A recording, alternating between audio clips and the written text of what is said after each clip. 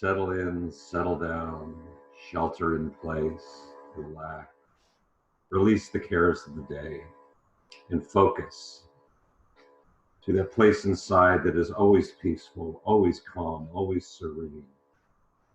And just know the one truth that there is but one loving energy, one spirit, one mind that is behind all that is, all that ever has been, all that ever will be. It is present here now and always. And I know this, for I am this. I am divine. I am God. I am that spirit, that love, that energy. And it fills and informs all I do, all I think, all I believe, all I say. And I know this class this evening unfolds perfectly in love, in safety, in togetherness, in unity, that all questions are answered, all thoughts are known, all feelings are shared, all insights are gained and expanded upon. And I'm so grateful for this consciousness, for this teaching, for this fellowship, for this oneness, that my heart just simply throbs and explodes and expands and embraces. And so my word being spoken, I simply release it as law, knowing it is already complete and done. And I affirm it by saying, and so it is. And so it is. Thank you, Stan. And I didn't know the truth for everybody. I'm sorry. Damn it. I missed it. You didn't know the what? I didn't know it for me and everybody within the sound of my voice. I forgot that step. Darn. Amy, you were going to open. Now you'll close. Okay. Yeah. So guys, we have a very fun class today. It's not going to be our typical 2 hours. I'm going to try to get done in an hour and a half. But here's what's happening. I'm going to talk to you about visioning and about creative visualization, the difference between the two, so that you're clear. And then at 7:30, a client will log on, and Lesia, that will be your client. At 7:30, everybody please turn your video off. The only one's video that stays on is Lesia. And Lesia, when that client comes on, that person is all yours. Okay? Okay. When 8, and you'll get a half an hour. So everybody, your video's off. Please don't go to sleep, because you need to see what you see for when I speak what I speak. You actually get about 20 minutes, because I'll need 10 minutes to decompress. It's like you're in church. You know, you're doing one of those sessions at church. They come into you. Okay. And then when that's over at 8 o'clock, someone else will log on. And Kevin, you're going to take that person. So everybody else will get rid of your videos. And then we will do this next week as well. Well, yes, we will. It won't be as much, though, because next week is a test. And then the following week, we will do it as well. And each one of you will get a chance to literally on your own with someone outside of this class, show me what you got. Show me how you understand everything we've been doing up till now. Everybody clear? Okay. So let's start with visioning. So it's funny, I actually did my, you know what, why am I doing that? Hold on, I'm not going to look at a book. This is so silly. I can just pull up what's on my computer for myself. So hold on. Let me get rid of full screen so I can pull up what I need to look at. I did not see your homeworks. I assume, is everybody's homework in? Okay, get it in. I'll look at it afterwards. Well, you know what? I'll just start. So Marty, what's the difference between visioning and creative visualization? Creative visualization comes from the highest consciousness and is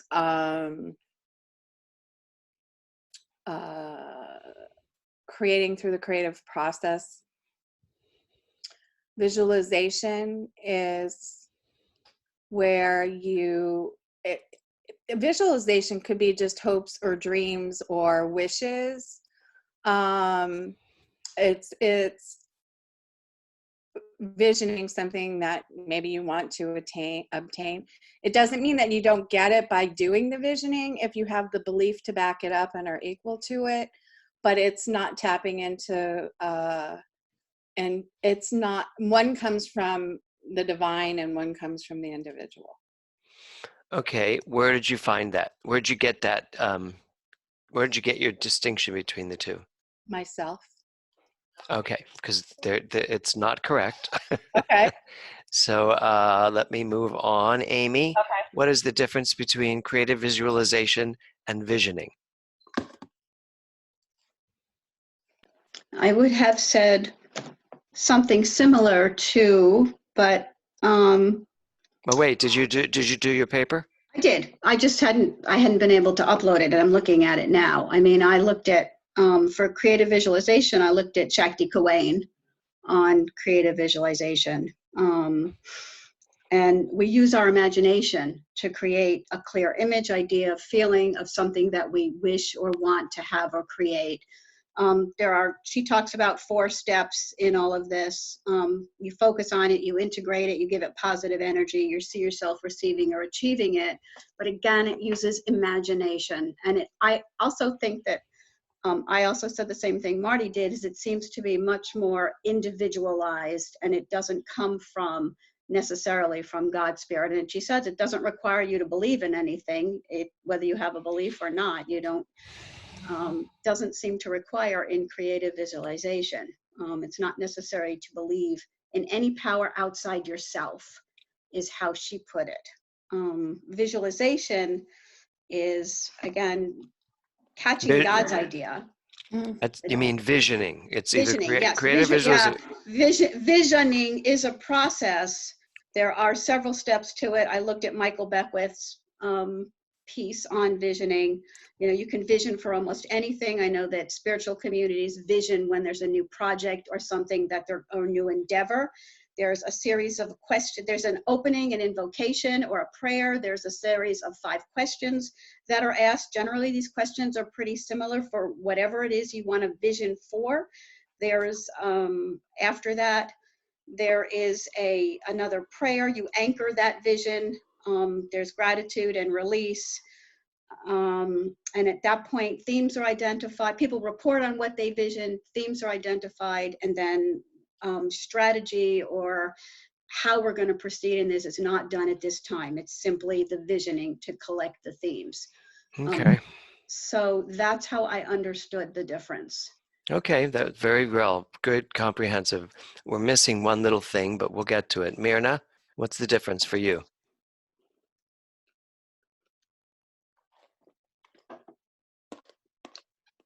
I got you, Myrna. Go ahead, go. Oh, wait. Oh, it's not letting me unmute you. You have to unmute yourself. Okay, whatever you did, it worked. Okay, soul manifestation is, visualization is soul manifestation. I'm sorry, visualization is what? Soul manifestation. Can you hear me?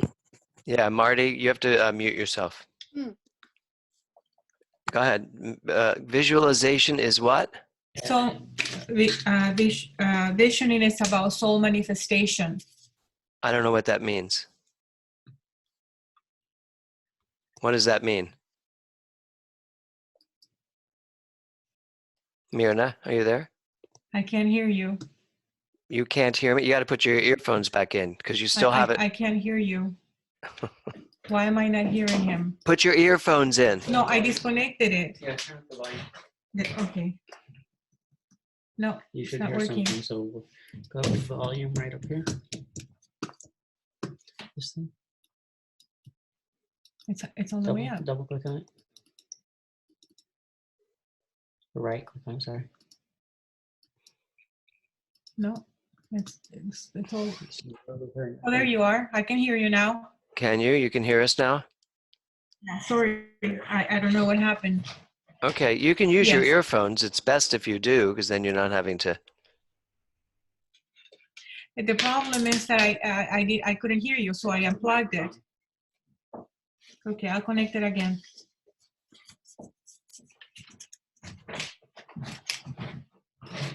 Thank you.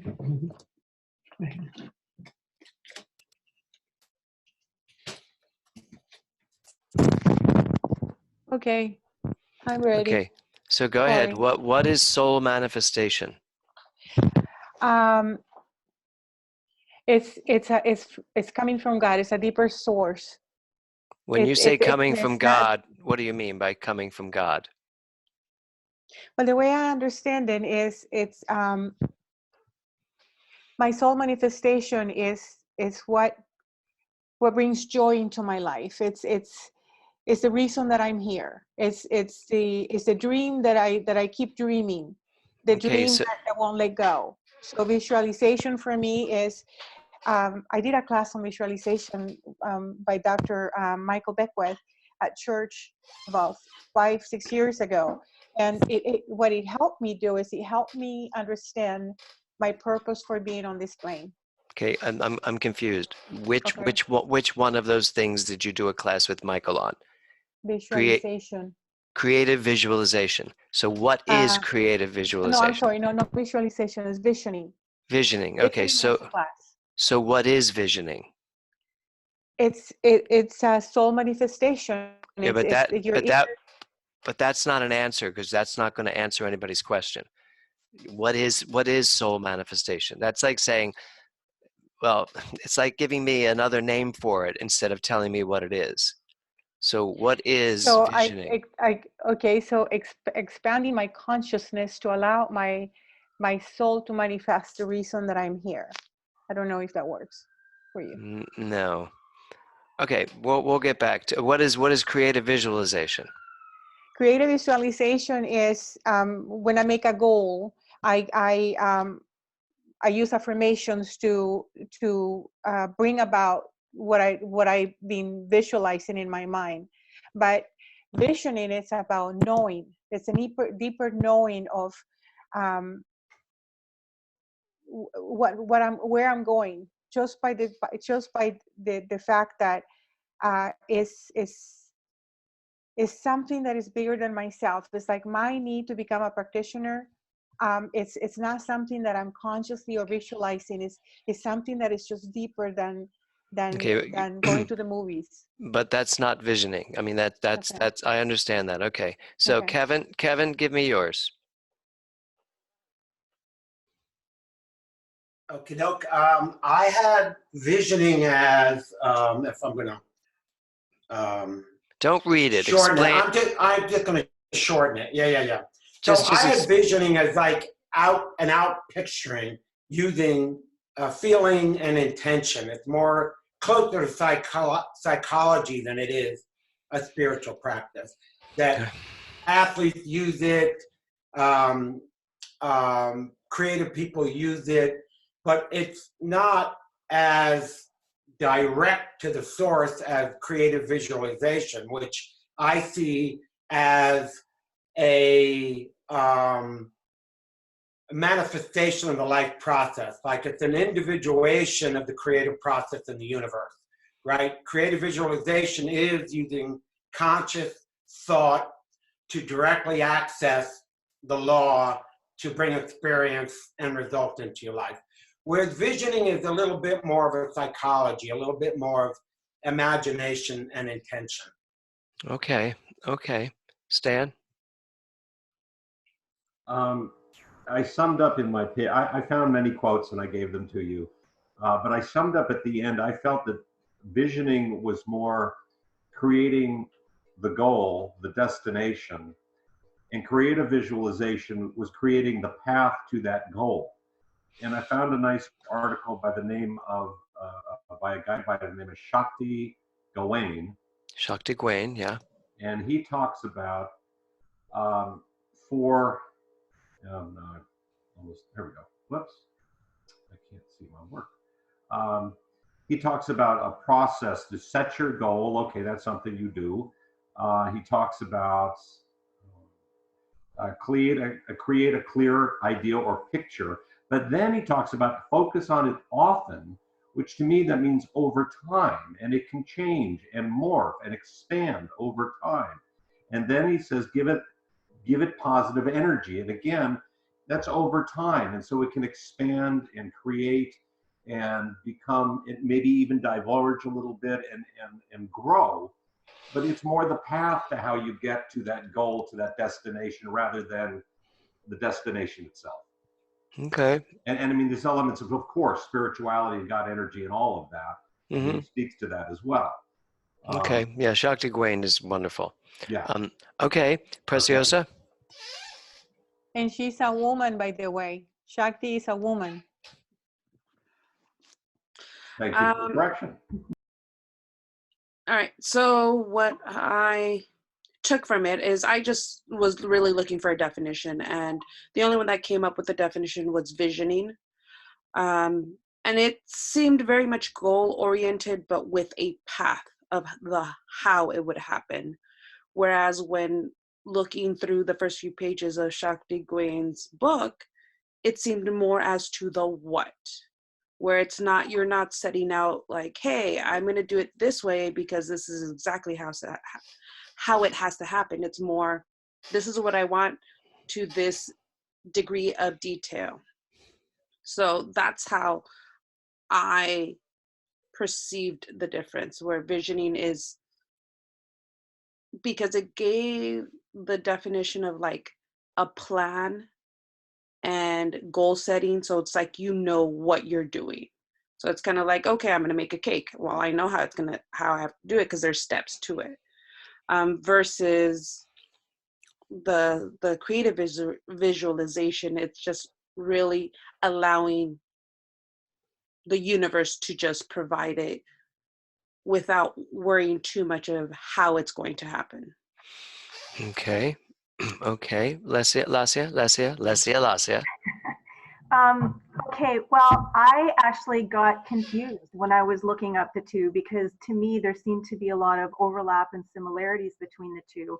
And I actually wrote in my paper pretty much what Kevin said, but the reverse, that the creative visualization was more of the cognitive process, where there was an end result that was desired, or a new life experience that was desired, and by having and putting feeling behind it and focusing on it, that would basically reprogram the beliefs that were in there, that were limiting, that were non-serving, and shift to more positive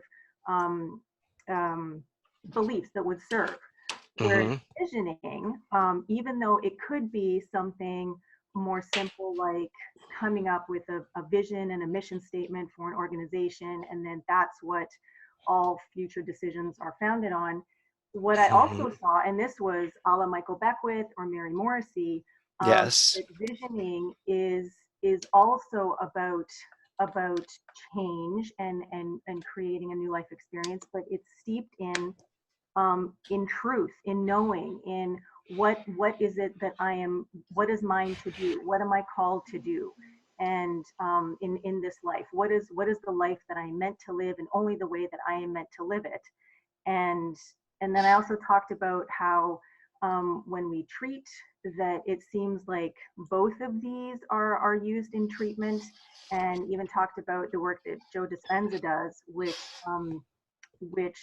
gets us to move from creating our lives by living from our past to create our futures, and constantly sort of repeating the known and moving towards living from the unknown and the infinite potentiality and the awesomeness that each of us are at our core, but with focus and intention and with feeling behind it, to then for us to be able to attract the resources and opportunities required to live that life in the here and now, because it already exists in the unknown, in the quantum field, or in universal mind. So that's what I came up with.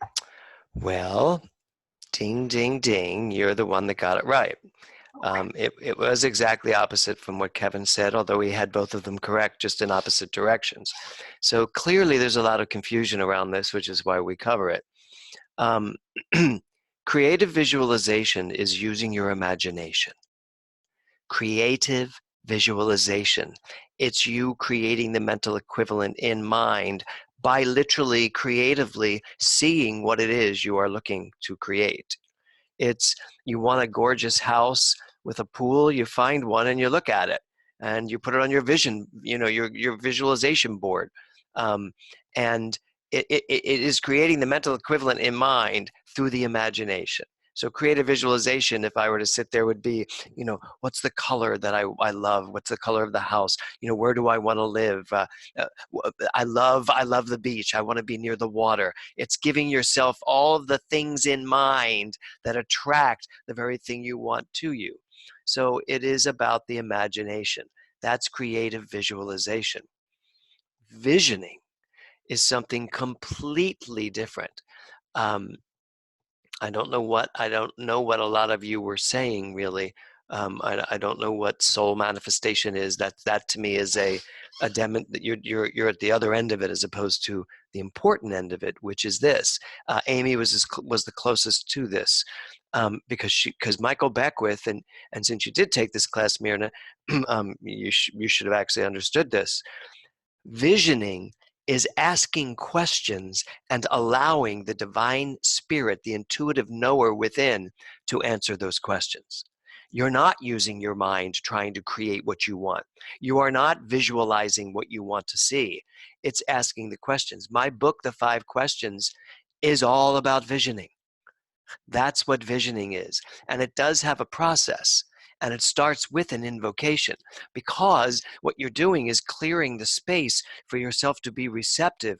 Visioning is asking the question and allowing the answer. So boards use it all the time. Churches use it all the time. We use it so that we can ask questions about what we're doing. What do we need to know here? That's a visioning question. What is it I need? What do I need to know here? My 5 questions are not the 5 questions. There are no 5 questions. And sometimes visioning is a 10-question process, a 20-question process. It doesn't have to be 5 questions. Mine is, because that's what I came up, that's what came to me. So it is an invocation, and then it's the questions. And if I were going to take you through a visioning, my visioning, I would ask everybody to get quiet. I would do an invocation, and then I would say, why am I here? And just invite you to listen for those answers. Write them down. Report it. Be the secretary to the divine mind in you that's giving you what it needs to say. Why am I here? What wants to know me? What are the ideas? What are the things going around in my world that are mine to know? What wants me to release it? What is that? What are the things about me that I need to release? I'm not going to go through a checklist with my mind. I'm going to just listen. So there is our client for the evening, one of them. So to finish this, Adam, we will be right with you. To finish this, once you do the questions, then you have, the gratitude, the release, all that's fine. And then you actually sit and write. You write throughout the questions. You write whatever comes up for you. And then you do identify the themes. And very often, once a visioning is completed, everyone in the group, everyone that's working in the group, has a better idea of where they're going. And as Amy said when she reported on it, then they start on, well, let's try this. Well, what maybe we need to take these steps. But the visioning is to get the truth on the table. And now our job is to take that truth and run with it. So that's the difference between visioning and creative visualization. Creative visualization is about the imagination. It's the world of the mind. Visioning is the oversoul, the divine intuitive self that is being asked questions so that we can just allow that truth to fall through us. Got it, everyone? And those two are used interchangeably and shouldn't be. And so I would rather none of my students use them interchangeably and don't understand. I want you to clearly understand, and this will be on your test in order for you to answer the questions. Okay. So Lesia, I'm going to hand this over to you. If everybody else, please, would lose your, actually, you know what? I can do that myself. Yeah, just lose your cameras, everyone. And the only one left is Lesia.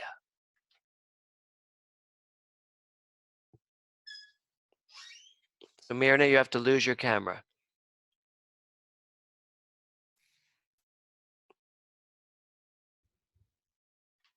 It's the icon at the bottom of the screen that says stop video. Stop video. Thank you, Stan. There you go. Okay. Hi, my name is Lesia, and you are? I'm Adam. Hi, Adam. Nice to meet you. Nice to meet you as well. Adam. Okay, Adam, since this is our first time together, as we start, I'm just going to do what's called an invocation, which is just a way to set the tone for the meeting. And then after that, I'll explain a little bit about how the process is going to unfold, if that's okay. Sure. Okay, so if it's comfortable for you, I invite you to just settle into the space that you're in. Close your eyes if it feels right.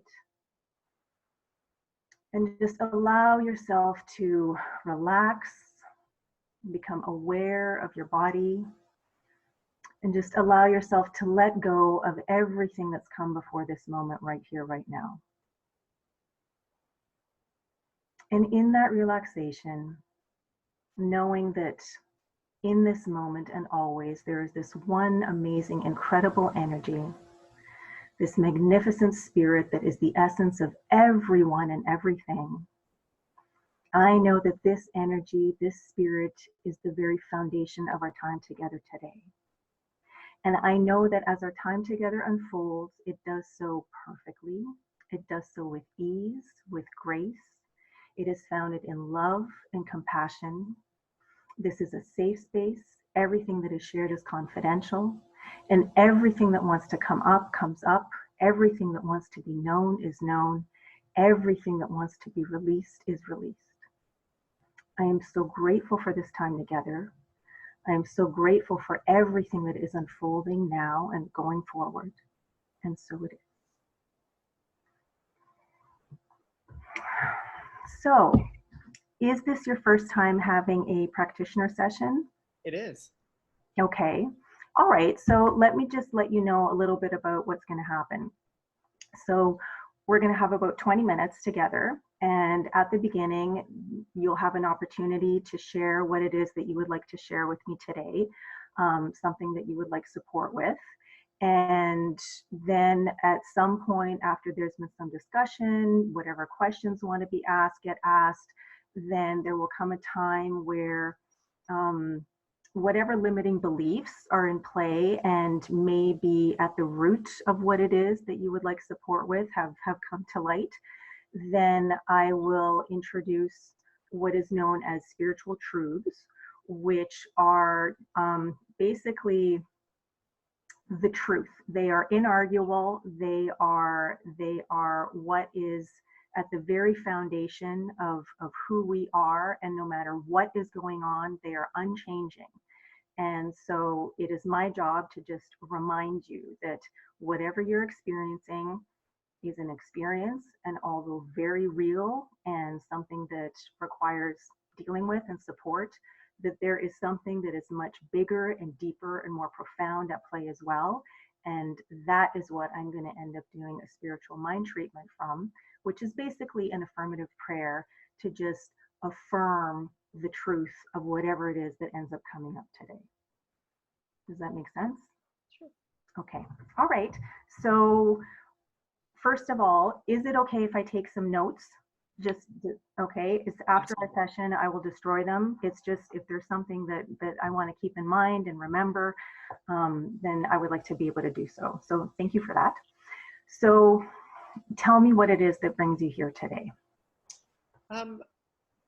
In light of all that's happening in the world today, I find that what I'm bumping up against personally is navigating my social responsibility as someone who wants to be mindful of how I walk through the world and the echoes that my actions create.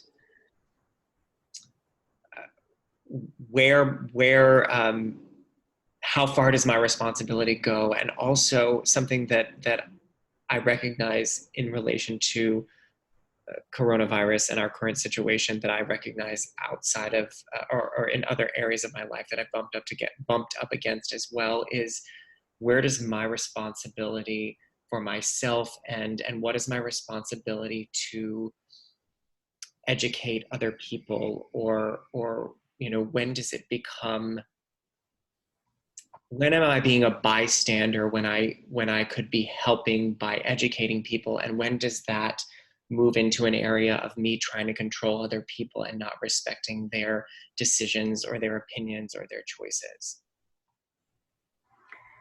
So may I ask, what is your line of work, or how do you spend most of your time during the day in amongst other people? Sure. I'm a performing artist. Okay. And so when you're talking about your social responsibility, your responsibility to yourself, to those around you, what does that mean when you're questioning it? What is it that you're talking about in terms of responsibility? Sure. Mostly my responsibility to stay quarantined or isolate. How isolated do I really need to be doing my part? Does that mean, do I really just need to stay in my house and not leave unless I absolutely have to? Can I go see very close friends on a 1 or 2 person basis? Just being unsure of when I've sort of crossed the line into being irresponsible or reckless.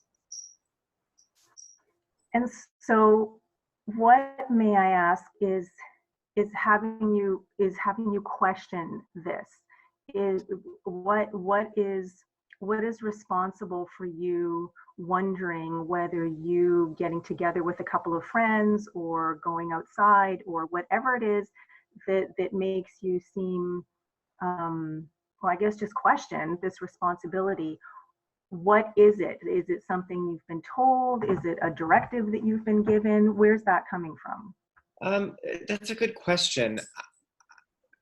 My initial response is that it's my desire to be a conscientious human. And perhaps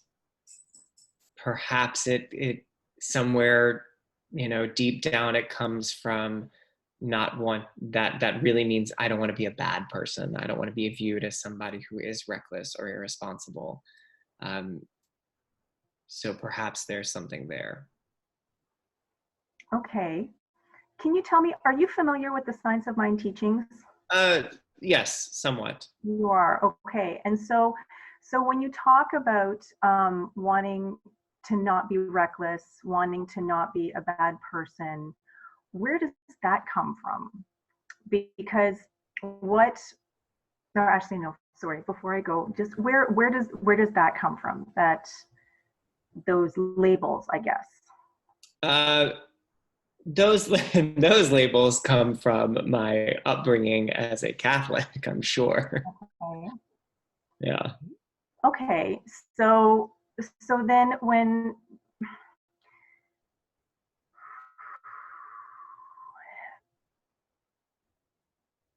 being familiar with the Science of Mind teachings, you are no doubt familiar with the concept of oneness, and that we are all interconnected, and that there is only this one incredible, amazing energy, spirit, power, source, God, whatever it is that you call it, that this energy is the one and only thing going on, that it is the essence of everyone and everything, that it interconnects us all.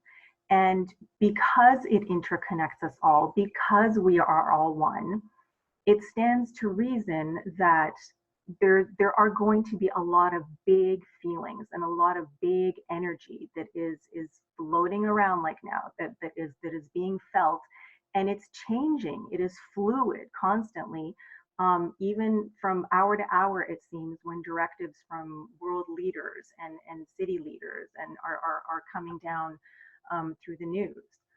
That being said, that oneness is constant, and that oneness is bigger and more powerful than any experience, any condition like coronavirus, than anything. It is steeped in truth. It is truth. it is perfection itself.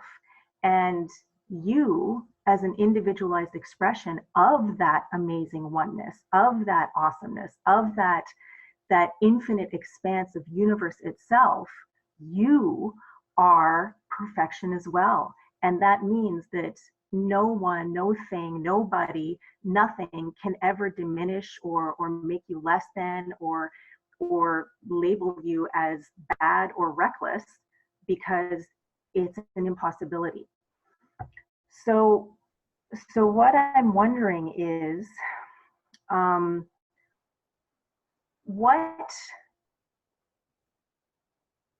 what do you feel? What are you feeling right now when you think about wanting to, when you think about, consider, do I go out with my friends? Do I do this? Do I do that? Do I stay home? What are the feelings? Not necessarily the labels of wreckness or bad person, but what are the feelings that come up for you? I mean, I do think that there is a small amount of anxiety that accompanies these thoughts.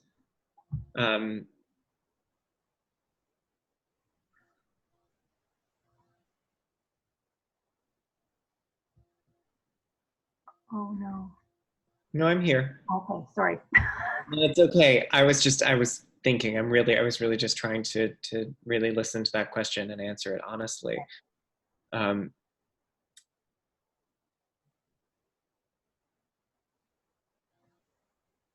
I don't know. I don't know other than to say that there's definitely a tinge of anxiety attached to it. I don't know that I can mine any other feelings that are, there's no anger, there's no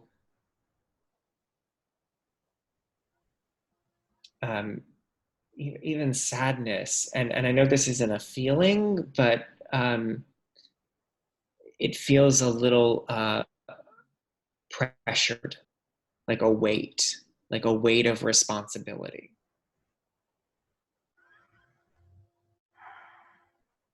Pressure is a heavy word. And so this pressure,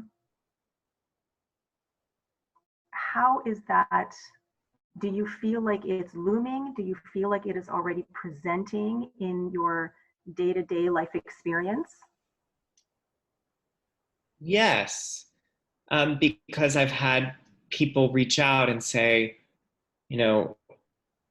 are you going to this function, or do you want to grab coffee? And though no one has been judgmental and everyone has completely understood, there's always that moment where I've been like, no, I think I'm really going to try to lay low right now and minimize, exactly where I'm going.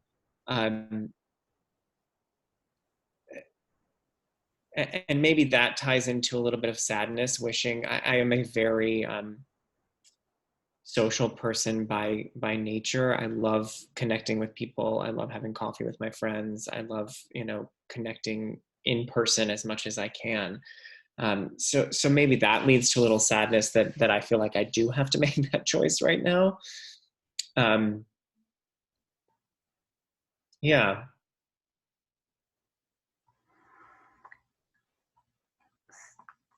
That knowing that there are so many directives that are coming about how many people should be gathering in one place, that so many places of that bring people joy and allow people to take care of themselves physically, like gyms and dance studios, even schools and things like that, where people normally gather and would hug and engage in physical contact, handshakes, whatever. It can be challenging right now, and I hear that. What I also hear, though, a few minutes ago when I asked you a question, you really sat and listened for the answer. And what that tells me is that you know, even if it doesn't feel like it right now in the moment or every moment, there is that in you that knows everything there is to know about what is going on, that knows exactly what choices to make and when, and that these choices are always, always, always for the best and highest of you, of those immediately in your life experience, and for everyone, because that awesomeness, that amazing infinite expanse, that greatness on demand that you are at your core, that is where those decisions come from. That is what is making the decisions, and those decisions can only be for the best and highest of everyone. And so just seeing you a few moments ago really sit and listen and just allow for that knowing, for that truth to come out, that is something that is always there for you to access, to tune into, to align with, to identify as, to embrace, because that is exactly who and what you are. Is there anything else that you would like to share?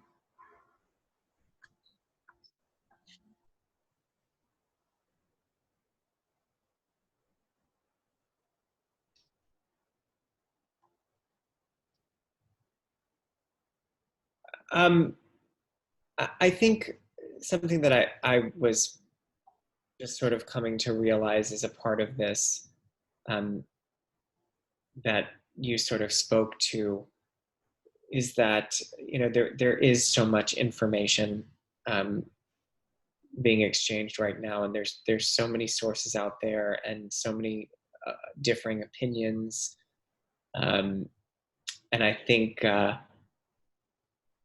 I want to look to one person, one thing, one source to tell me what the exact correct path to take is, and I know that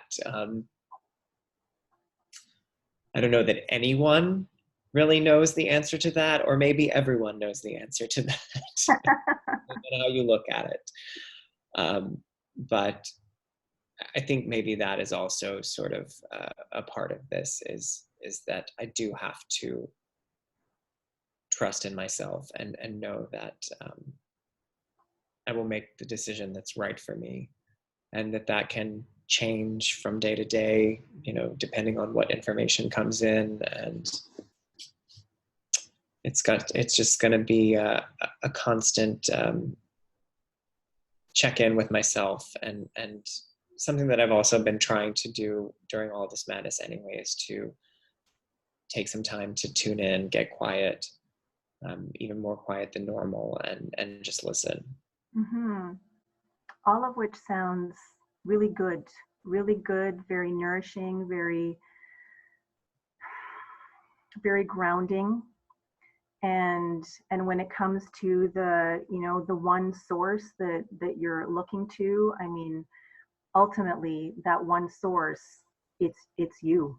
It's you, it is in you, it is who you are, it is always there, and you are always, always, always at choice, just like you said, to just get quiet, settle into the stillness, and allow for that truth to make itself known. So what I would like to treat for is, I would like to treat for you knowing exactly who you are, no matter what is going on, you trusting that truth is always the voice, the knowing, the choices, the foundation from which you get to make your decisions, and that every decision you make is founded in this truth, in this knowing, in this oneness that is the essence of everyone and everything, that interconnects everyone and everything, and as such can only be for the best and highest good of all, of yourself, those in your life, and everyone and everything. How does that sound? Great. Okay. All right, so I'm going to do the treatment right now. It'll take a few minutes, and then what I would like to do at the end is just stay in that energy for a little bit, and then we're going to sign off. If you have any questions or any comments or anything, you can always email me afterwards and I'll be happy to answer them. But after the treatment, just to feel the energy really moving, let's just sit there and then we'll say goodbye. Okay. All right. So, I invite you to close your eyes if it feels comfortable, and just allow yourself to relax in this beautiful, brand new, magical, wondrous now moment. And I know as I do the same, that this breath that I feel breathing me, that this breath that is life, this breath that is the very essence, the very foundation, the very core of all that is, that this is the breath, this is the energy, this is the life affirmation, this is life itself. It flows through every single cell in my body. It flows through every single vein, through every single ligament, every muscle. It fuels my passion. It fuels my desire, and it breathes me into being. I know that this energy, this breath that is infusing everyone and everything, that interpermeates every single interspace of universe, this same breath, this energy, this life force, this aliveness of being, this absolute perfection, this is exactly who and what I am. I know this truth for myself, and I know the exact same truth for Adam. And so as I sit here, I know that truth, that knowing, that magic, that awesomeness, that allness of being that is the essence of everyone and everything, that interconnects everyone and everything through all space, time, and beyond, that this energy is making its way through and as Adam right now. It infuses itself in every single fiber of his being. It makes itself known in every single way possible. And I know that that very, very core, that very center, that very greatness on demand that is the very foundation of Adam, I know that it is always, always expressing. It is always growing, always expanding, always whirling and swirling and making itself, creating itself, living, breathing, expanding into a bigger, better, more powerful version of itself now through infinity. And so I know and I feel with every fiber of my being that Adam has that in him, that with a capital T, that is this incredible infinite power, that is the infinite expansive universe, that knows everything there is to know about what is going on and what is being experienced.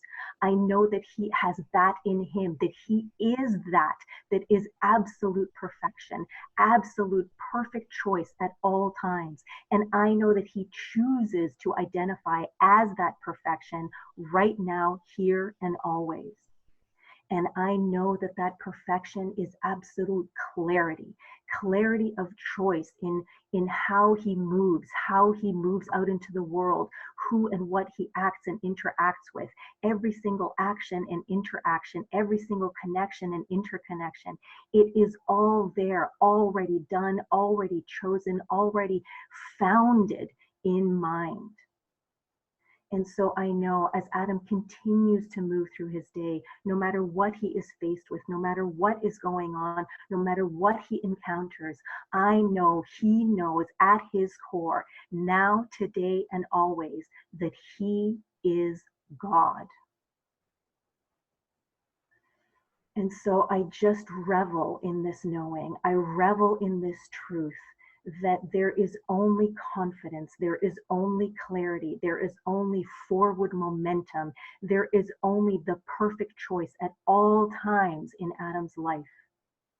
And I know that this energy that is always moving and grooving and whirling and swirling continues to guide him, continues to express as him in every single action and interaction, every single way in his life experience. And so for all of this, I am grateful. I am so grateful to know the truth for Adam. I am so grateful to know that the clarity and confidence that he desires is already his. So with this gratitude, in this gratitude, with this incredible reverence for life, with this incredible zeal, zest, and vibrancy for living, I release my powerful creative word as law, knowing that everything that Adam desires, everything that he wants to know is already known to him. So I release, I let go, and I just bask in this brilliant, luminous, confident, magical, divine flow as I invite Adam to affirm it all with me by saying, and so it is.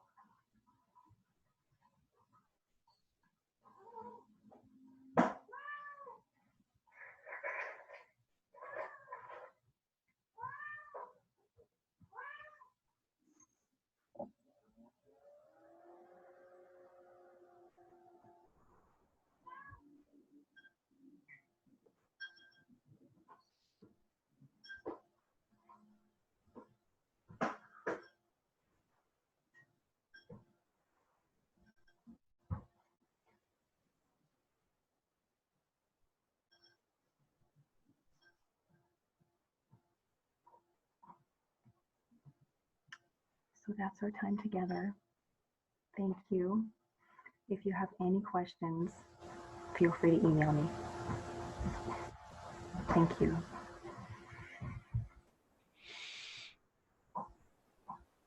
Thanks. Thank you, Adam. Absolutely. Your job is done here. Yes, yes. I will see you later. Thank you. Okay, so Lesia, how did that feel? Pretty good, very timely with what's going on right now. Happy to have stuck to the, oh no, I guess I went over time because you wanted 10 minutes. No, it was fine. Okay. It was totally fine. Totally fine. So let me just go through a little bit of a critique here. Okay. Starting with, of course, you did a beautiful job. You really did a beautiful job.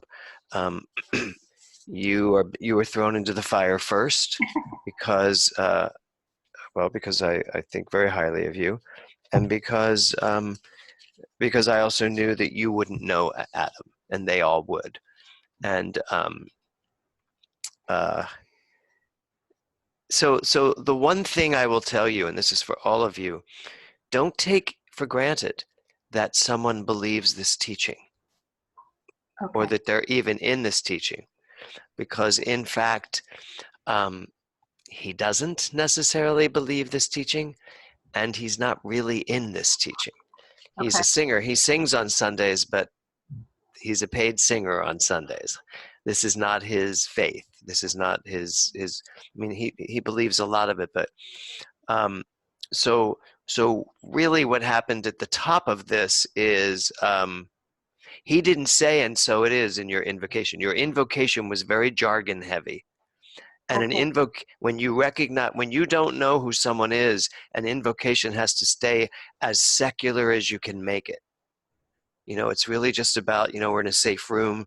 This is a safe space. Everything is confidential. You please feel free to let everything, to just release whatever you want to talk about.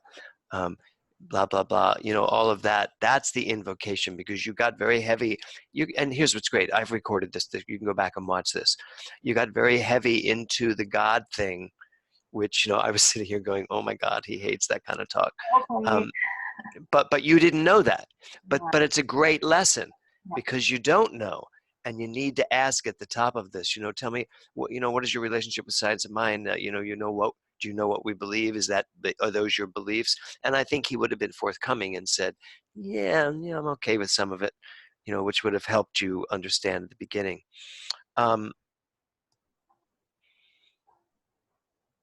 Your questions were good. I wasn't sure why you asked him about his line of work, but then I actually started to understand where you were going. You were trying to link his line of work to why he feels the way he feels. So that was good. But one of the things, and I wrote it down again a little bit later into your discussion with him, which was, you can all bring your cameras back, please, so I can make sure you're not watching Netflix. Yeah, exactly. Is he buying this? There was a moment when you go back and watch, you'll be able to see you and him. He wasn't buying it, not in a bad way. I think he benefited from this greatly. But you were going heavy into the God stuff, and even in the "you are God," which I know he doesn't buy. And he wasn't buying it because he smiled when you said it. But you have to, even when you're doing it online, you closed your eyes a lot and looked up a lot. You need to focus on that person to make sure you know what's going on with them. And it's conversational up to that point. So we have to be careful not to give them so much spiritual truth that they're inundated with spiritual truth and they're not still talking to you about what's going on. Now, the answer to this question, the answer to his entire issue, you nailed. The correct answer for Adam's issue resided in Adam, which, by the way, would help his anxiety. If you could help him understand that every decision he needed to make was already perfectly aligned in his soul, in his heart, in his mind, that he would make the correct answers and that there was no authority anywhere. And you said all of that. You did it brilliantly. You also acknowledged his feelings. Really, really well done. But you're going to notice right around that time, you went on a very long spiritual jargon journey. Okay. Most of which is not his belief system. And that's not bad. It happens. We do that sometimes. But if you're going to do that, you must then say, how does that feel? How does everything I just said feel to you? How do you relate to that? So that if they say, truthfully, I don't relate to that, it helps you then find another avenue, to speak to someone.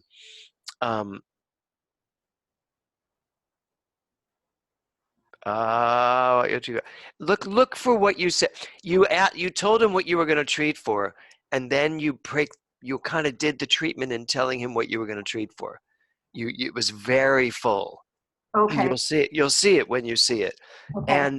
And I'm going to suggest one word that you stay away from. Do you know what that word is? God. No. No, you might want to be light-handed on that too, just depending on who's sitting in front of you. Magical. Oh, okay.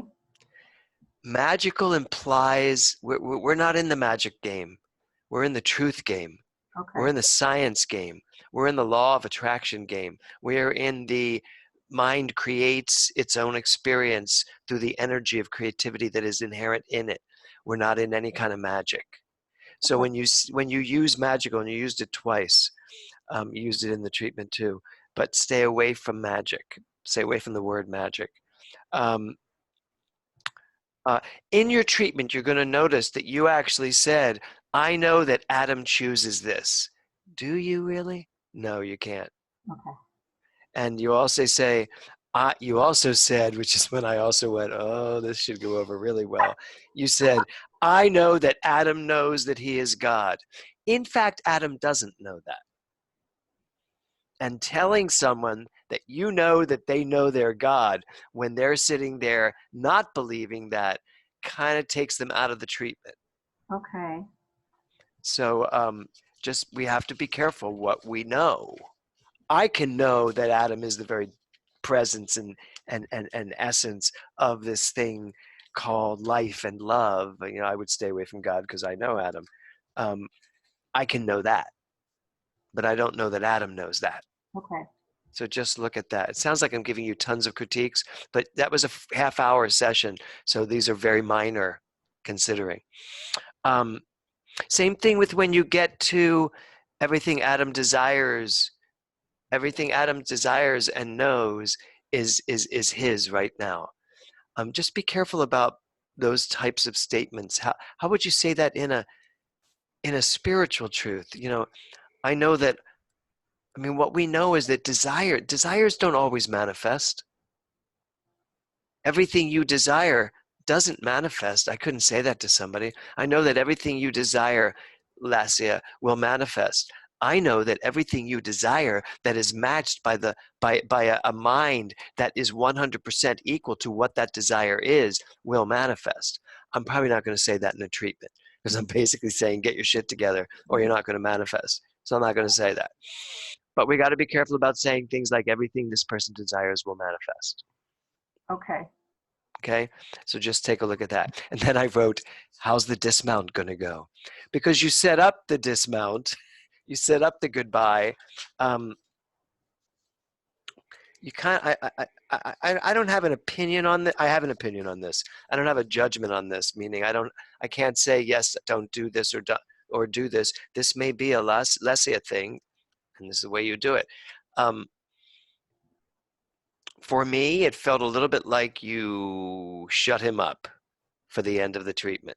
It's like, Okay. I'm going to treat, get quiet, and then don't talk to me. Write me if you have an issue. Part of me was like, that would take care of all those chatty people after the treatment. That'd be good. You know, please don't even talk to me. Just get up and leave my room. Yeah. You might want to, because he might have asked something else, or he might have brought some insight to you. But again, if that's a Lesia thing and you like that, then have at it. What do I know? I just know for me, it felt a little, oh, I'm not allowed to talk to her when this is over. Okay, so my question then is, when you do Yeah. your cooked thing, and you know, you're online and you say that you have the mouse, you know, ready on the leave meeting button, isn't that a thing? Well, I don't tell them in advance of the treatment that they can just sit there for a minute and then, you know, just let yourself feel it and then it will be done. It just seemed a little, I'll say you're cooked. I will then stand up and give them permission. They can still talk to me though. And if they had another question for me, I'd gladly answer it, provided they didn't go back into their stuff, Yeah. Okay. which a lot of people try to do. You know, it's like, oh, good. Oh, thank you. You know, but I still feel like it's like, no, and I can handle that. Yeah, I just felt that it set him up to be done. Now, and that also might have been like his favorite part of it, for all I know. I don't know. I will ask him. I will get my own answers from him as to how that went for him. Yeah. But I didn't feel it would be fair to him for him to have to tell you to speak in front of you. You know, he knows that he's doing me a favor and he's part of a class, so he knows that, you know. Overall, though, Lesia, you did a great job, and you went from soup to nuts first time, and with someone you didn't know. You know, in a real situation, and a real situation for him, because I know this is, you know, what Adam is. Adam is a singer at our center. I don't know if you remember seeing him during service. Oh yeah. Yep. Right. And he's kind of part of our family. He's the only other person in our household. He like stays in his apartment and our house during this quarantine time. So, you know, we're seeing him a lot, which is why, you know, I was home for dinner. I went, I need you to call in at 7:30 and have a problem. And he gave me like 3 problems. I went, oh, I don't care. Just pick one of them. You know, so I'm sure, and he even said to me, he said, is it going to be one of these people I see every Sunday? I don't want to talk about my problems. And I said, well, they're all studying to be practitioners and they shouldn't be bringing it up to you again once they see you. I said, but no, I'm going to give you someone that you don't know. Her name is Lesia. He went, Lesia. "Oh, you say hi to her on Sundays. She watches church on Sundays." I said, "Yes, yes, that's who you will get." So, all right. Any questions from you guys before at 8:15? My next person is chiming in. You all know the next person, so it's not like you're going to have a stranger, Kevin. Any questions from the peanut gallery?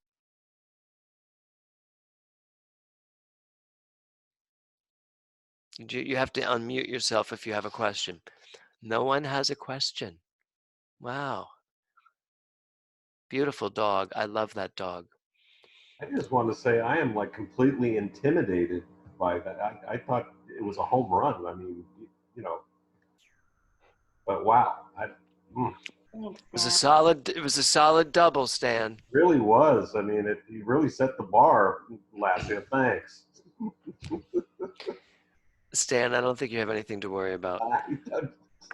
Well, you're not inside my head, right? Oh, of course you are. Sorry, never mind. Goodbye. I am inside your head. And don't worry, I'm going to be getting like really, Adam was easy. I'm going to get harder and harder people. I'm going to have them call in from out of state, you know, just people who are really needing your help, guys. So we're going to have fun with this. If I have to be not with you in the room and we have to be like this, then we're going to make this fun. So, okay. It's 8:13. We have 2 more minutes. So, Kevin, Yes. this is going to be Connie Tibbetts-Milner, just so you know, Okay. coming to you with a real issue. Now you do know her, so don't play like you don't know her. Thank you. Yeah. So and that now as a real practitioner, we deal with the truth now, folks. There's no fake stories here. So. Okay. So it's Connie, you know she's a practitioner, she runs the children's program. Everything you know about Connie, you know about Connie. But what you really know about Connie is that she is God, right? Good. So that's it. She should be online any second. So if you would all block yourselves out again, and when she pops on, she'll only have Kevin.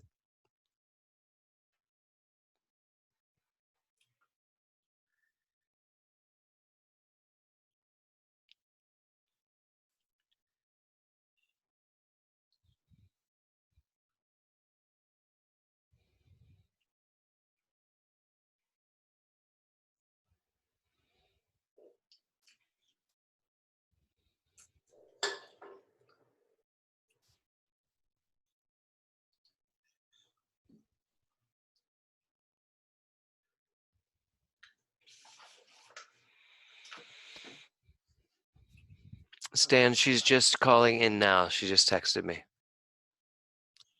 I mean, Kevin. Yeah, she's calling in right now. Stan's name is. Great. No worry.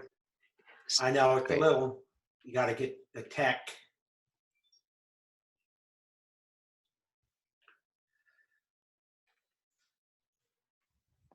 Hello, Connie. Hi, How are you? I'm well, thank you. And you? Welcome. Thank you for chiming in tonight. Thank you for having me. In the context of the class, but also our process tonight. See if I can get you back here.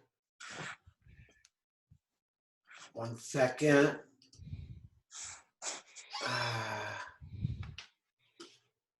That'll work. I don't have you as my main person on the screen, but anyway, welcome. I know that you are deep into science of mind and the principle, so some of my intro and questions I can bypass to simply say that I'm really happy to have the time to share with you. And let's just take a moment. I'll do an invocation, and then we'll get into some back and forth and find out why you're here tonight. All right. So if you're comfortable, close your eyes. And we take a breath together. And what I know is that the spirit that permeates each one of us and is in the air between us, online, in real time, throughout the universe, is the spirit, the original source. And that it has its life as me and through me. I can feel its power and intelligence. And I swim in that beauty and love, as I know you do.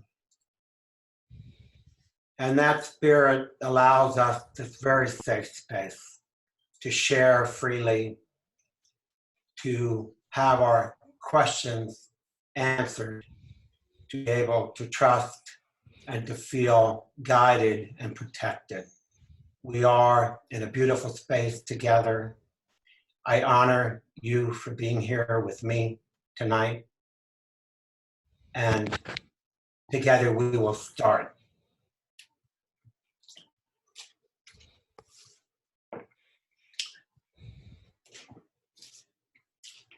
So Connie, what brings you here tonight?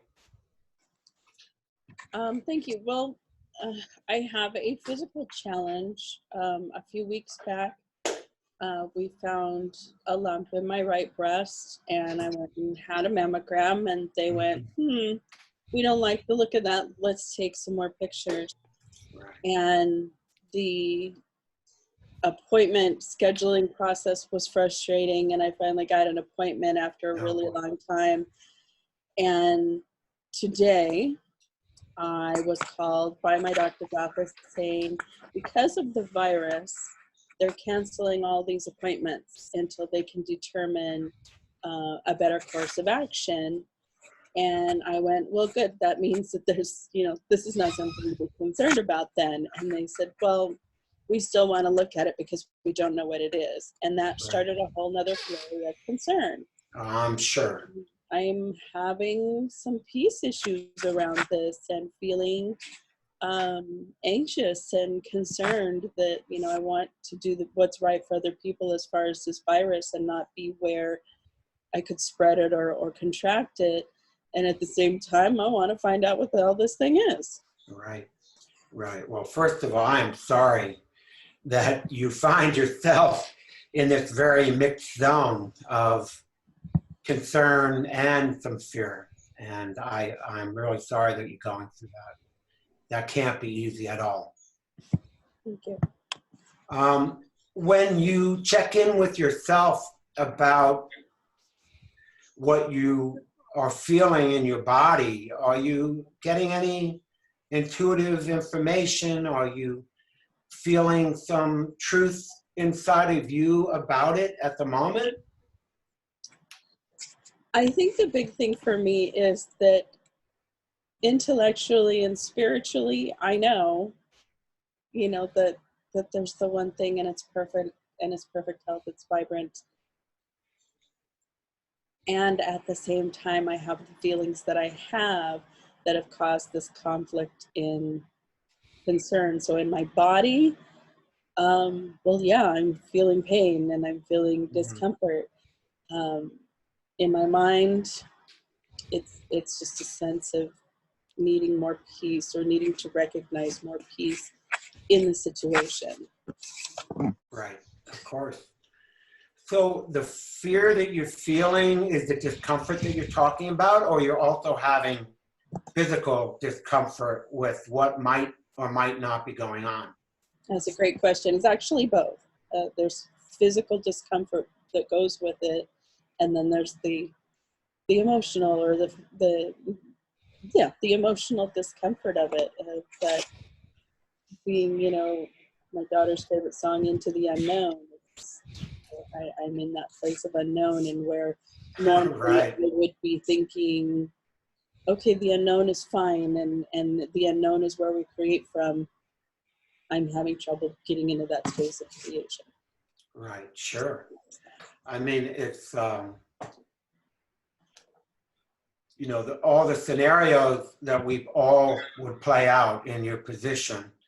In this case, you're being asked to be extremely patient and trusting, because not only you can't have the answers in this moment. You're being asked to have an extended length of time to sit with yourself and to be in this process with yourself, which I'm sure must be trying your trust and your patience. Yes. Yes.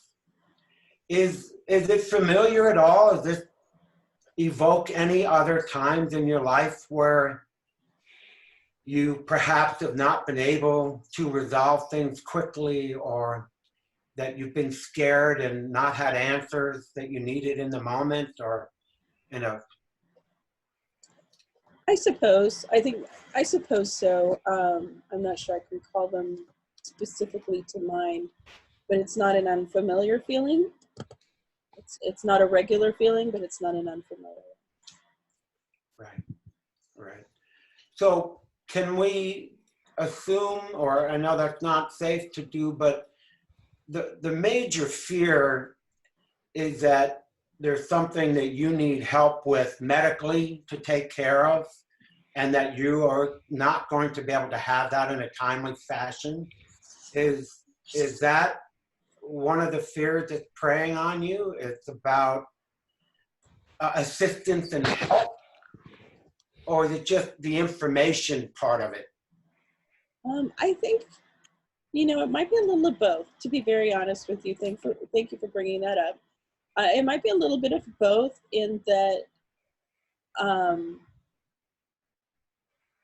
if there's something there, I want to take care of that immediately. But there's that sense of, I think I just like to have a little bit for it so I can address it and deal with it, type of situation. Right, sure. I'm just feeling you in this moment, and knowing for you in this moment that even without having all the information at your fingertips, that there is a peace and a knowing that is available right here in this moment as you and I connect. That your safety and your physical health is in the hands, the perfect hands of the divine, and that you can, in this moment, breathe into that space inside of you, that you are cared for and that you are loved, and that the information that you're going to need is at hand in this moment. And I know that doesn't negate all the feelings, because that's, I think, as important as anything else that's going on, right? That to trust that you can have those feelings and express them and share them and be heard, and allow yourself that freedom is really important. Thank you. Thank you for that.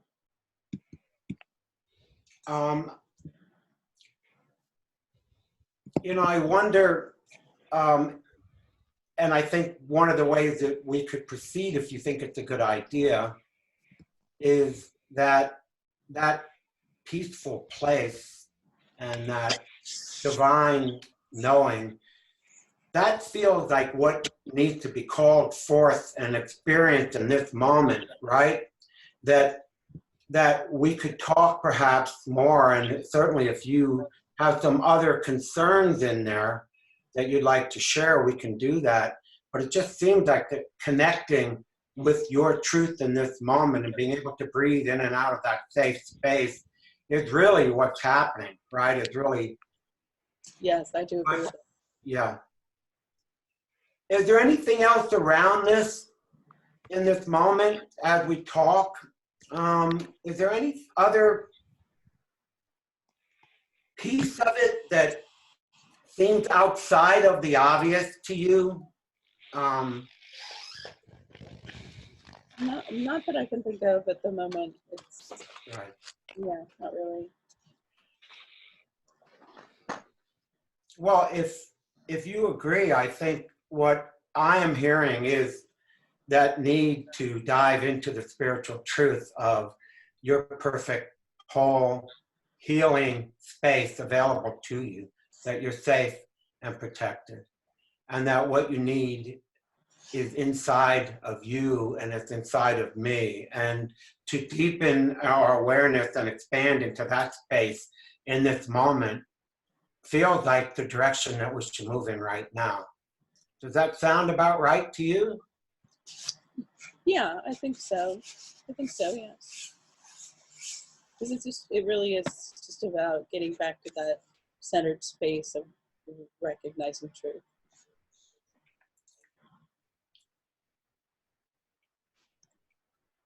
Right. Just hearing your breath and seeing you, I can feel the need for connection, and I appreciate and feel honored that you feel free enough to reach out and to share this aspect of you with me. And I feel honored to be able to be in a position in this moment to do a treatment that will talk to and evoke and let us connect in that powerful space. Okay. All right, terrific. So if you're comfortable, why don't you just take another deep breath.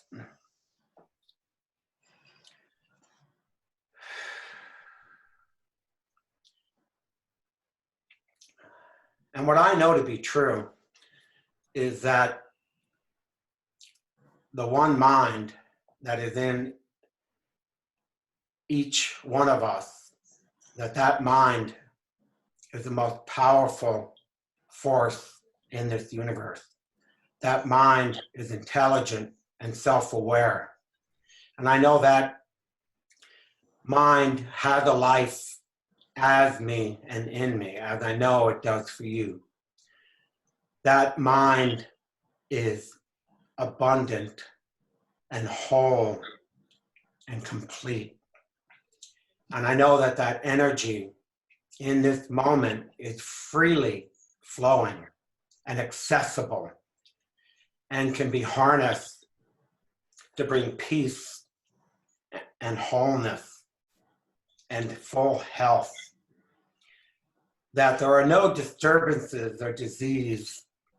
There is only wholeness and oneness and completeness. And the beauty and power of that energy flows in and around us. It is vibrant. It is its life force. It is the green grass and the fresh air. It is the laughter of children. It is the very essence of each and every one of us. And I know that it flows fully and completely in Connie as it does in me. And that all choices will lead to a more expanded and more complete understanding. All choices and all information will complete a picture of that perfect health and of that beautiful form and of a free, flowing, vibrant experience. I am thankful in this moment to be able to know in my mind that it is powerful and takes precedence over all relative conditions, that there is only divine health and only complete, whole, and perfect life flow. It is a fountain that is eternal, that is ever present and accessible in each and every moment. I am thankful and grateful that I know this to be true. I am thankful that Connie knows that this access to her divine self is available in each and every moment. And with every breath, that beauty and life force and flow fills her body and every form. I'm thankful in this moment to be able to know the truth and the power of a mind that knows itself. I am grateful for this safe space. I am grateful to be able to deliver the truth. I am grateful knowing that Connie is guided and protected at all times and in all instances. no matter what. And I release this knowing, this loving awareness, this healthy, loving kindness as law, knowing it is done. And together we can say, so it is. Thank you. That's lovely.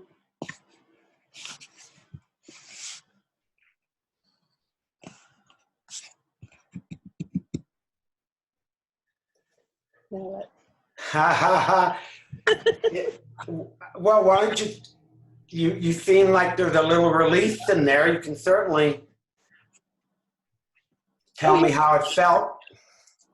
Yeah, it was lovely. I definitely enjoyed your treatment. It was very very loving and very warm and very I don't like the word unifying. It was very much a oneness built treatment, which I appreciate a great deal. And I worked through a lot of this before I got here with you today with my prayer partner. And I was pleased to find that some of your questions kind of made me go, well, wait, there's another thing to look at. So that was kind of great. Well, thank you. I appreciate you sharing that. And I'm really am happy to be able to take this moment to connect and be of service. Great. Thank you, Connie. Thank you. Should I go now? You are done. You can go back to writing your thesis. Thank you. I love you. Bye. Bye. So, Kev, how did you feel? You know, it felt great. I felt like there was a bit of freedom in there because I didn't need to do a lot of preamble. I did notice there was a part of me that wanted to ask more questions, but it just seemed as if, like, what she needed from me was just to get into the treatment. I didn't want to rush to it, but I felt like it was clear in my mind that, I don't know, it didn't feel like she needed to emote much more. Like, she was very open. She felt like she was right in it. And Right. Well, that's. But how did you feel? I felt really like I understood what I needed to deliver. Whether I delivered it or not, I felt like I had delivered pieces of it. I could feel. I could feel her. You know what I mean? Like, I wasn't in my head about it. Like, I was saying it, but I felt Connie in my energy very much, as if she was in front of me, and that felt good. I enjoyed that. Are you on speaker mode? Could you see her every time she spoke? Yes. Okay, yes, then you're. I could. I could, and I peeked a couple times too. Like, even when I did the treatment, I did open my eyes once or twice just to make sure that, she was with me. You don't need to do that during the treatment. The rest of the series, yes. No. So let's look at this. I guess for me, Kevin, I think the most important thing here is for you to simplify. Simplify, simplify, simplify. Your invocation was a little confusing. And in the invocation, you talked to her. You said, as I know you do, somewhere in your invocation. And this is for all of you. An invocation is not a treatment. An invocation is just setting up the space, giving the person a moment to disengage from everything else. I want to hear that this is a safe space and a sacred space. I want to hear you say that whatever needs to be said here will be said. I want to hear that whatever needs to be resolved will be resolved. I want to hear all of that. I don't want steps of treatment in here. It doesn't even need to end. Now, you didn't end it in a treatment. What needs to be known here. But I always want, this is a safe space. This is a sacred space. We are There is that within that allows everything to come up that needs to come up. However you do it in your verbiage, but do not go into treatment, because all the invocation is meant to do is to create the space, give the person an opportunity to create the space. Right. Okay? Okay. Yes, got that. So, you said you said you were sorry that Connie found herself in a mixed zone.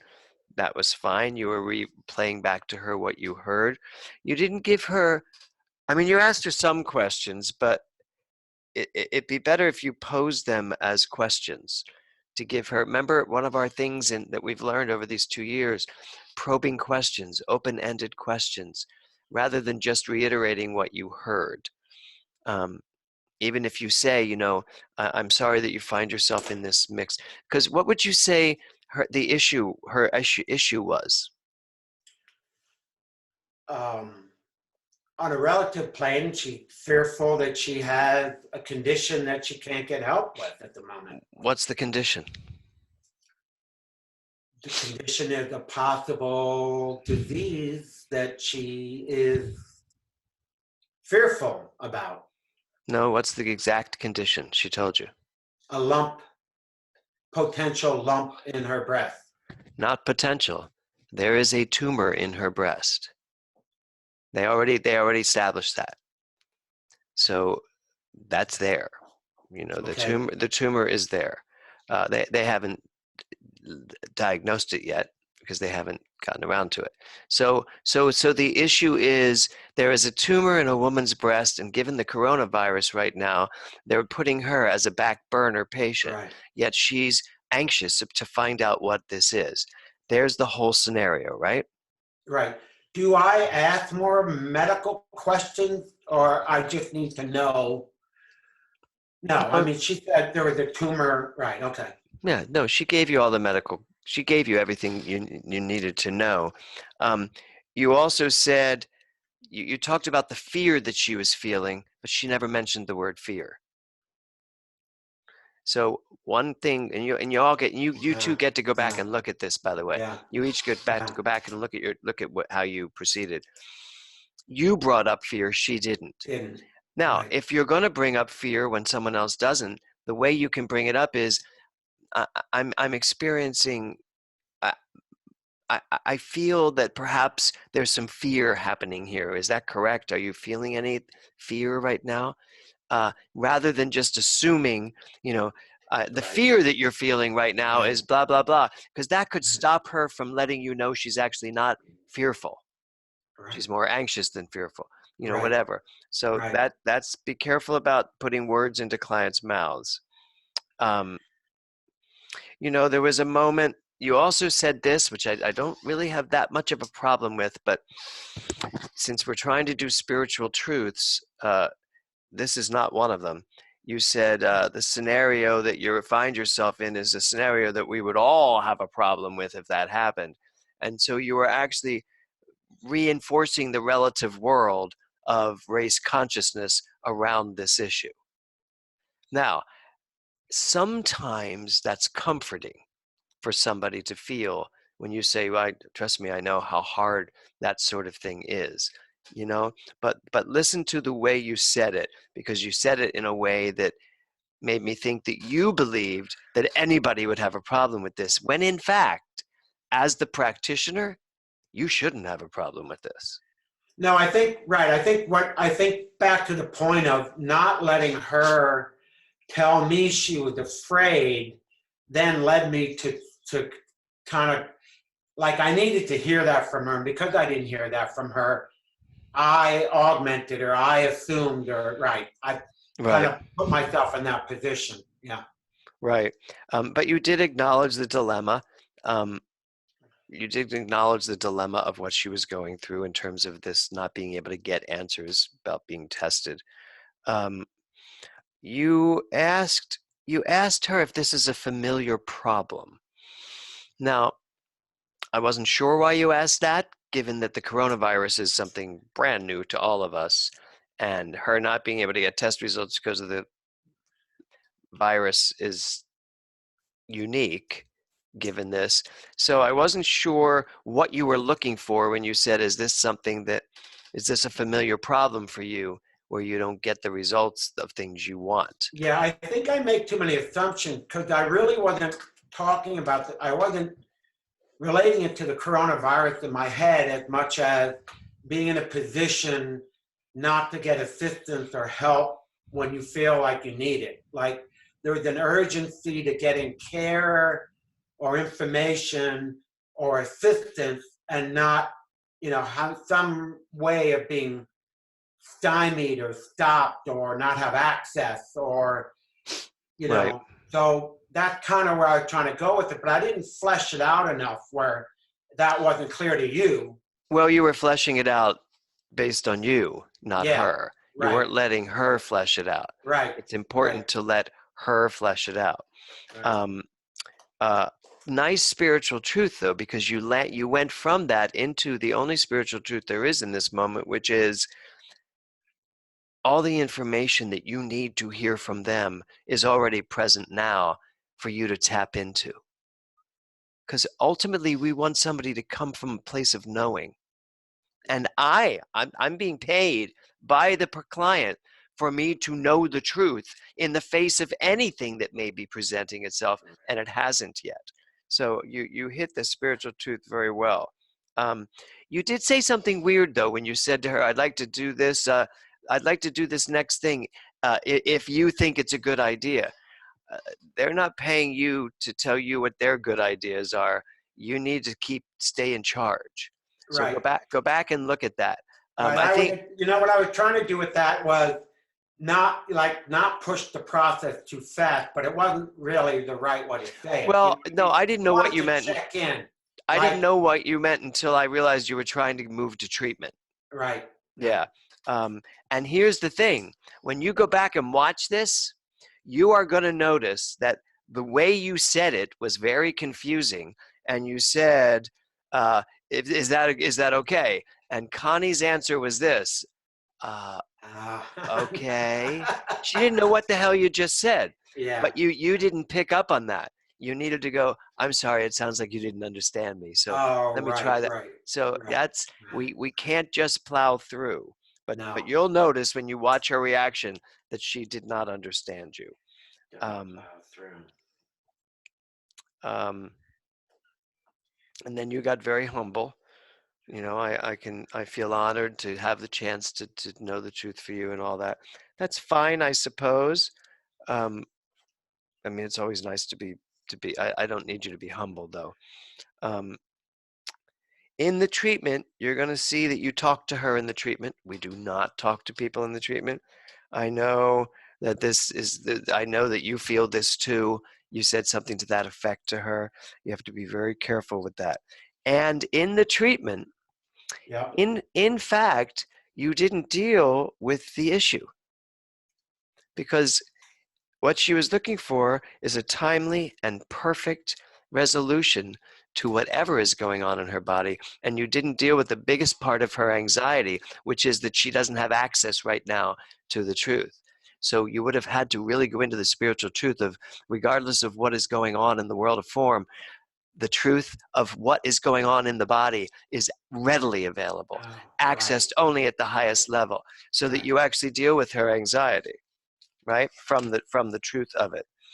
And it may be just because of the situation we're in right now. The dismount was a dismal failure, Kevin. The after when it was over, yeah. Well, I was looking at her face though, and I didn't know what to do with, she was like, well, what do I do now? And then I didn't want to say, see ya. But the worst thing a practitioner can ever do is ask, how did the treatment work for you? Is that what I said?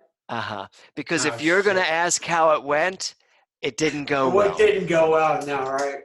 Yeah. So just for everyone's sake, again, you did a good job, but And all of these things need to be addressed. Again, Right. you were thrown, No.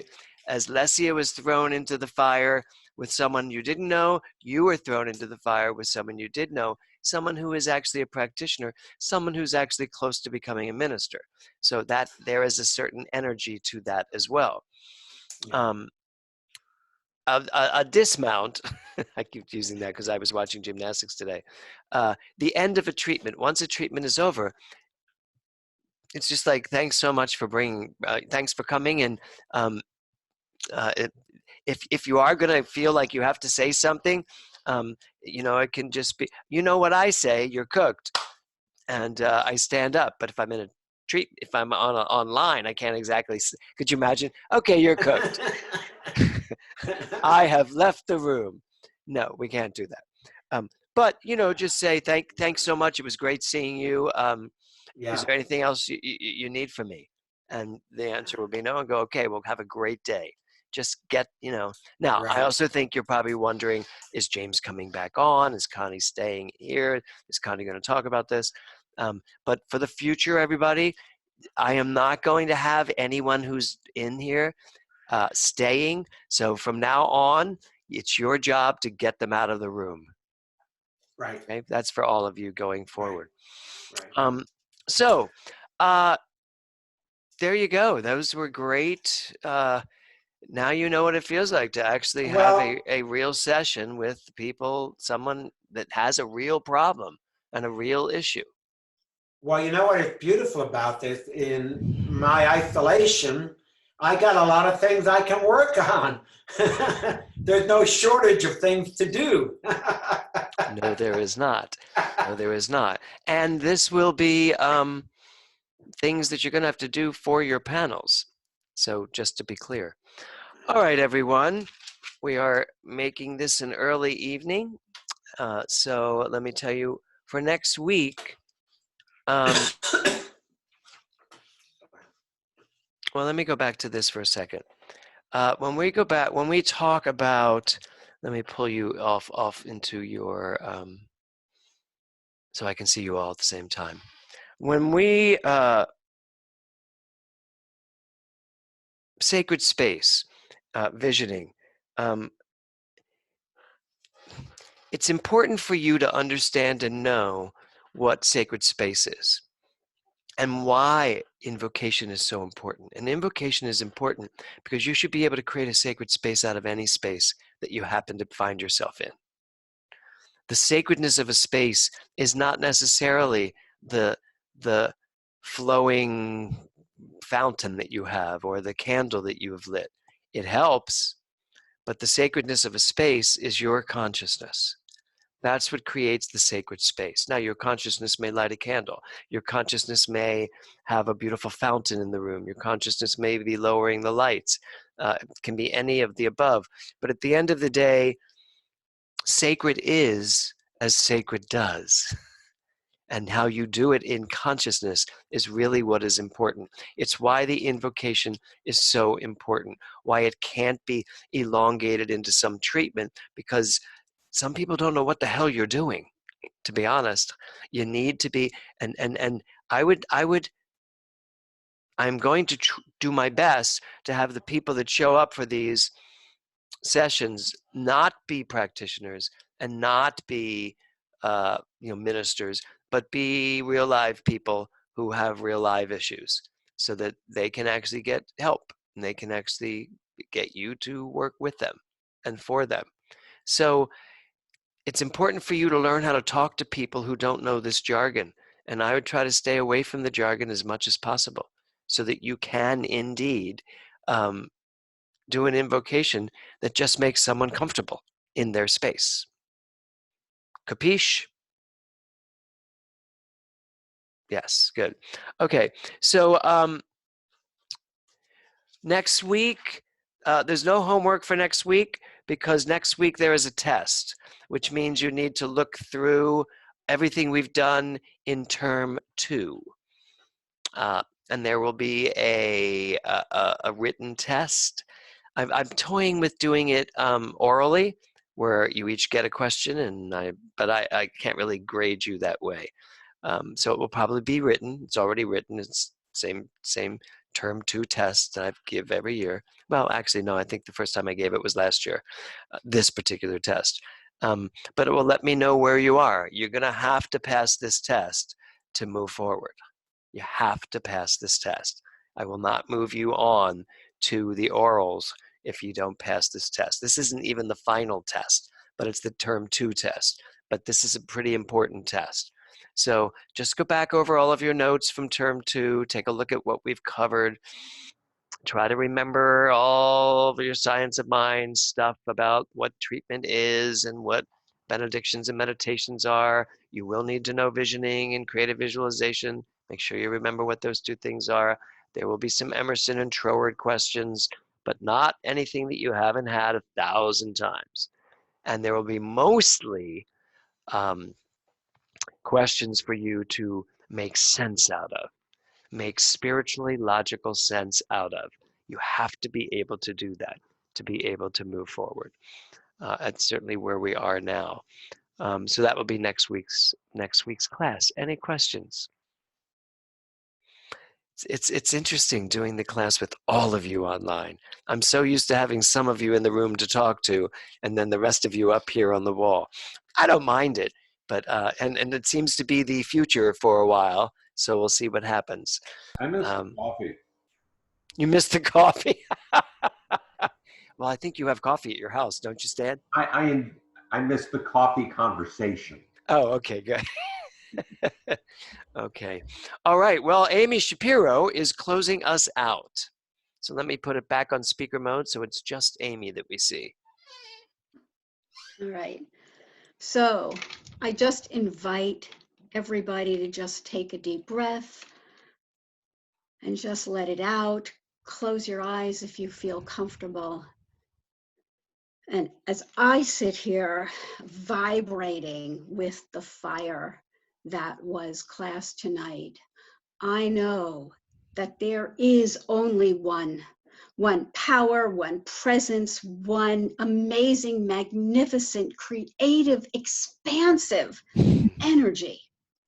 And I know that this energy is the life force, that this energy is the connection between each and every living thing on the planet, seen and unseen.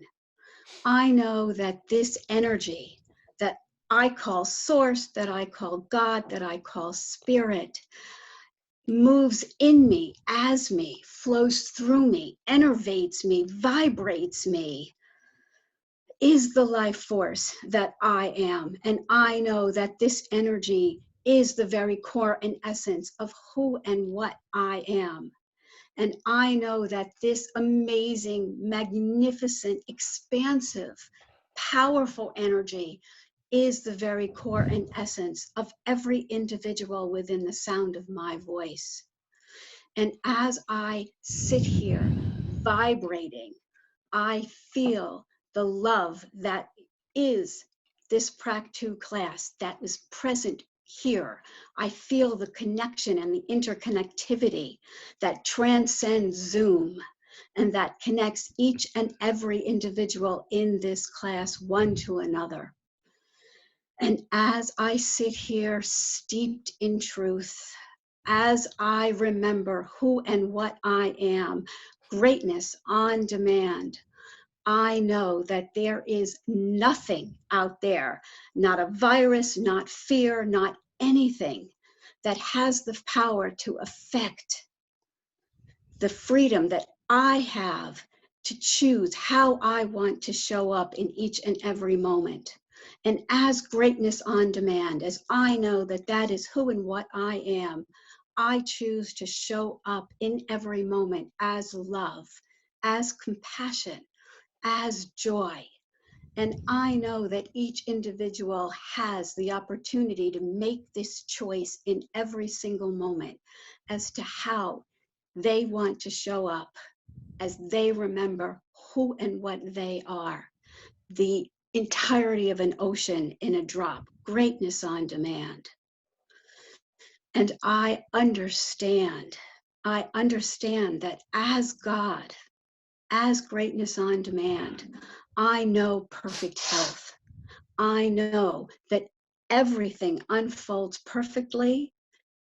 I know that everything, no matter what, cannot be affected, because I know that there is only truth. And so I know that present here tonight in this Prac 2 training, there was wisdom, there is consciousness that is expanding and will continue to expand. I am in awe of the brilliance, of the vulnerability, of the honesty that was present here tonight, and I know can continue to be present as each individual takes the wisdom, takes the integration, takes the depth of what it is that they're learning out into the world as they go into their lives from here. And so, with a heart so very full of gratitude for the spiritual truth that is the foundation of what I stand in, that nourishes me, that supports me, that holds me, and I know that nourishes and supports each individual. I am so very grateful for this truth, for this knowing. And I am so very grateful for the compassion, for the love, for the vulnerability that is present here tonight, for the teaching and for the teacher that is back of each and every one of us. I now know I simply step out of the way and I release my powerful, my creative word as law, knowing that the law can only say yes, and knowing with absolute faith and conviction that tonight has unfolded perfectly in divine perfection, that this class and the teaching and the learning continues to unfold for the highest and best, with ease and with grace. And I invite all present to take a moment to remember who they are as I release my word as law, and to affirm this truth with me by saying together, and so it is. That was wonderful, Amy. Really beautiful. All right, everyone. Have a great night. Namaste. I will send you, I don't know where Gareth usually puts this recording. I'm sure there's a list somewhere, but what I'm going to do is send you the link to it so that you'll at least be able to click on it and go to that link and watch it. But I will try to find the list he puts it in. I think he puts it in a special list, but you'll have it in a little bit anyway. All right, thank you. Kevin, thank you. Lesia, thank you very much. Amy, thank you. Stan, thank you for that opening. And I will see all of you soon. Woohoo! Good night. Okay, good night.